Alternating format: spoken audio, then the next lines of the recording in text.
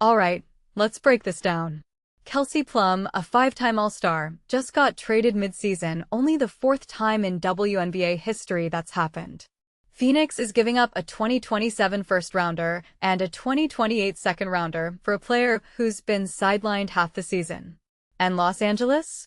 They're getting a young guard, 2 draft picks, and officially embracing a rebuild that's been years in the making.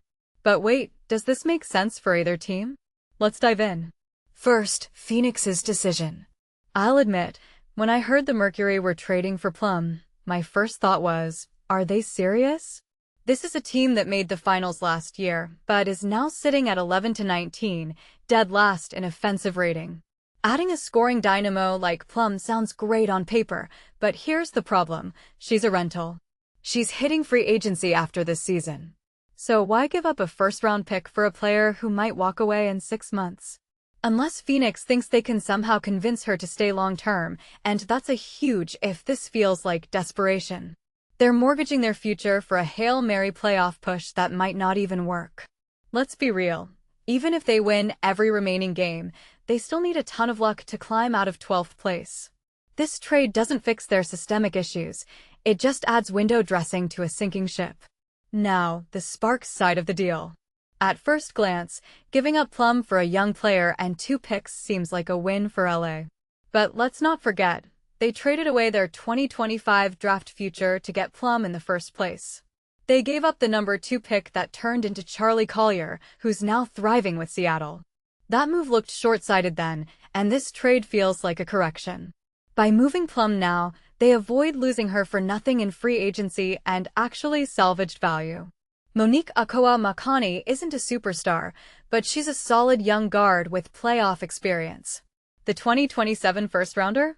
That could be a lottery pick if Phoenix stays bad. Oh, the irony. LA finally seems to accept they need to tear it down and start over, which is something they've been dodging for years. But is this trade enough to rebuild a contender? Probably not. They've dug themselves such a deep hole with past decisions that this feels like applying a band-aid to a broken leg. What fascinates me most is the bigger picture here. The WNBA's parity problem, or is it a parity feature?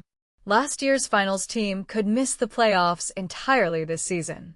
Stars getting traded mid-season for draft capital? That's an NBA-level move. The league's evolving, and teams aren't treating playoff berths as guaranteed anymore. Phoenix is gambling they can recreate last year's magic with a new star, while LA's betting that patience will pay off. But here's what people are missing. This trade exposes how fragile WNBA franchises are.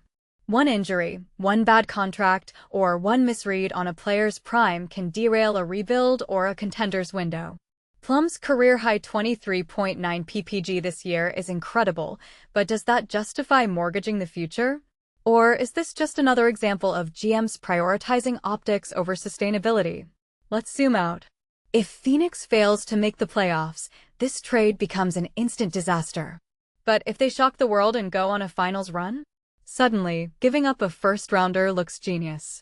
For LA, this could be the start of something new, or just another false dawn in a decade-long slump.